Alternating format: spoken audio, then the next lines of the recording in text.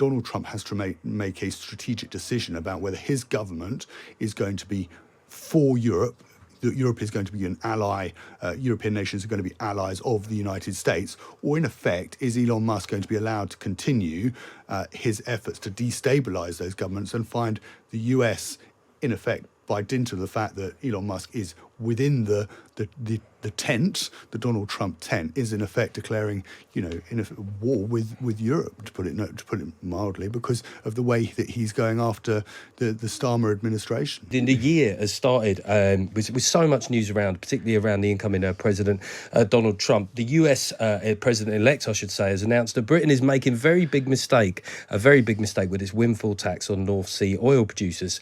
Donald Trump, who has pledged to increase US oil and gas production, has called on Britain to open up the North Sea and get rid of windmills, which is a very Trumpian thing to say, I guess. But what has sparked Trump's outrage at the UK government? We're going to talk, of course, to Theo now about this. Why is this strategic, or is this just Trump sort of sitting on the toilet saying the first thing that comes into his head? It's part of, I guess, an America First strategy, and it relates to a US-based firm which has the rights to, to explore for and drill for oil and gas in the North Sea. And of course, there has been the windfall tax was put up by Rachel Reeves in the budget on oil and gas profits in the North Sea to the tune of, so we now have a headline rate of 78 million pounds. So in terms of where we find ourselves, it's only January the 3rd, but the government has got itself into its second transatlantic row. This time it's with the man himself, Donald Trump, who was venting his anger, as I said, at the US, or as a US oil company has pulled its operations from the North Sea amid surging taxes on oil and gas. Now, Mr. Trump was commenting on an article that the US oil giant Apache was quitting the North Sea because of the windfall tax on its profits. Mr. Trump then wrote on Truth Social, this is not on X, he wrote, the US is making a very big mistake. Open up the North Sea, get rid of the windmills. Of course, this is a man who boiled down his energy policy during the presidential election to the simple maxim, drill, baby, drill. And he campaigned on a promise to increase oil and gas production during his second term.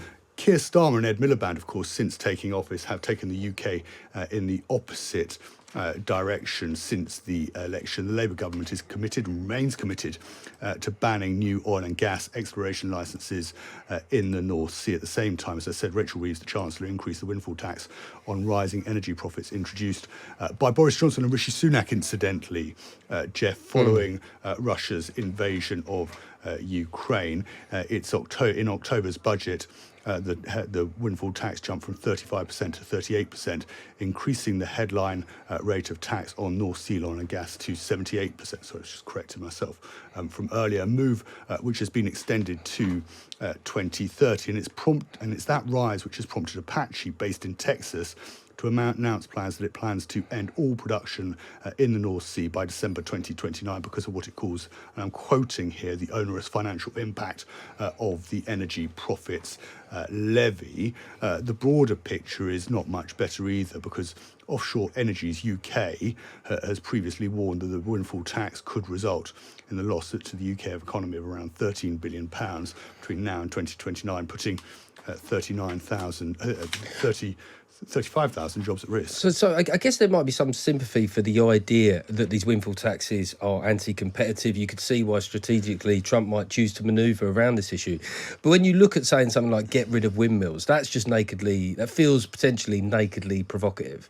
Yes, and it comes off the back of what Elon Musk, who is of course leading Trump's Department for Government Efficiency, has been tweeting over the last couple of days. As I said, this is the second row, Jeff, between the incoming Trump administration and the UK government after Elon Musk hit out at the decision by the Home Office Minister Jess Phillips not to grant permission for a public inquiry into the grooming scandal in Oldham. The question really is, where does it go from here? Is this a pattern now that we're going to see throughout 2025? And I just point you, if I can, just to Patrick Maguire's column on page 19 of the Times. And of course, you can read it with a subscription on the Times app, which offers some clues as to how Downing Street is thinking about this particular problem. Now, they can either engage, as Patrick writes, with Elon Musk, the billionaire tech entrepreneur, or Elon Musk, the internet troll. I think they want to do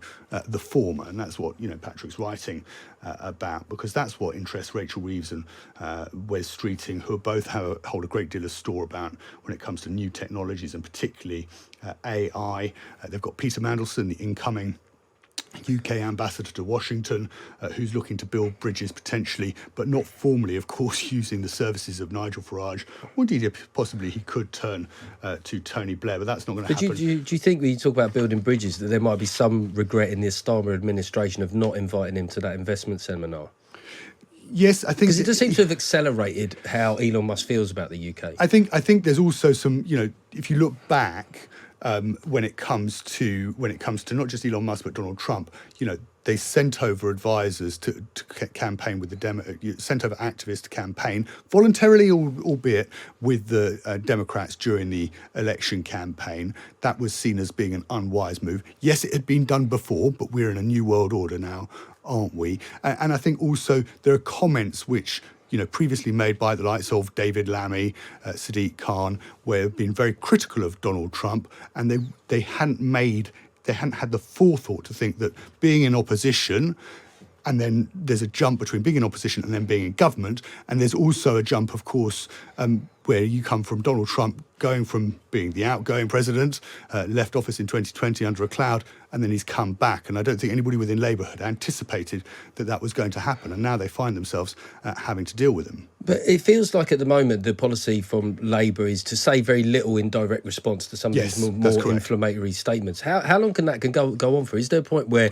it's politically wise for them to get on the front foot in reaction to some of these? Because let's be honest, some of the things, Elon Musk has a lot of fans, but some of the things he's been tweeting are downright inaccurate.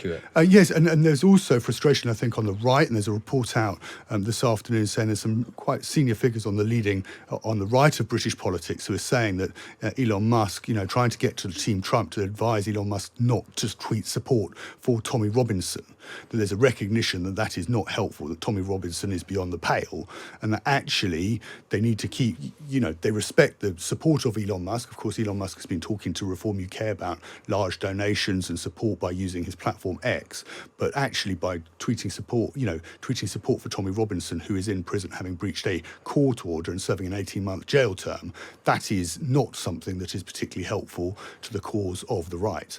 I mean, for a government that already, generally feel on the back foot, are going into 2025 quite embattled, it feels like one of those things that might just take up a hell of a lot of bandwidth this year and be quite exhausting. It feels like at some point will the Starmer team have to come up with a more active strategy? I think when you look at just how inflammatory, and you mentioned, Jeff, just how inflammatory some of those tweets are from Elon Musk. They are, when you read them, they can be read no other way that they're looking to destabilise the British government. And we're not alone in this. He's gone after Olaf Scholz, the Chancellor of Germany. He's gone after his left-leaning government. He's taken aim at other European leaders as well. And there is there is a hope, and Patrick writes about this towards the end of his column, there has to be a hope that at some point, Donald Trump has to make a strategic decision about whether his government is going to be for Europe, that Europe is going to be an ally, European nations are going to be allies of the United States, or in effect, is Elon Musk going to be allowed to continue his efforts to destabilise those governments and find the US, in effect, by dint of the fact that Elon Musk is within the tent, the Donald Trump tent, is in effect declaring, in a war with Europe, to put it mildly, because of the way that he's going after the Starmer administration. I mean, just finally, sort of taking it back from diplomacy and small p politics to actual economic impacts. I mean, what do you expect the impact will be if more US firms follow suit? How much of a problem would that be for a government that are already on the back foot when it comes to delivering the growth that they promised? I think yes. I think that, firstly that, but I also think if you look at this, if you look at the strategy that Donald Trump is going to be employing in terms of paring back on government, the administrative state, of looking to reduce taxes to stimulate the economy.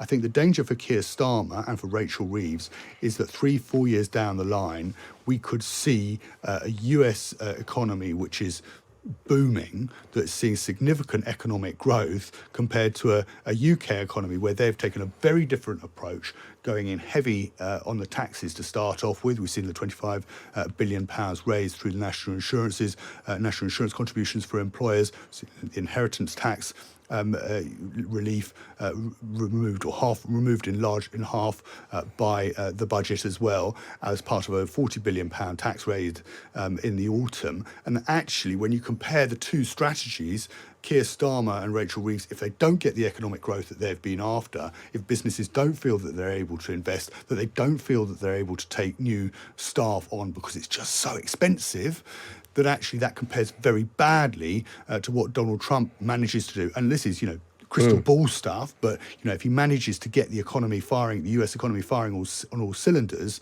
I think that with the link to Nigel Farage, there'll be Nigel Farage and others will be saying, look at what Donald Trump has managed to achieve with Elon Musk's help over in the United States by taking a polar opposite approach to Keir Starmer, and that would not bode well, I would have thought, for Labour at the next election. Okay, well, thanks very much for updating us on that story, Theo Usherwood there. The story that Donald Trump has spoken out about the windfall tax on North Sea oil there, and it also said that the government should ditch windmills.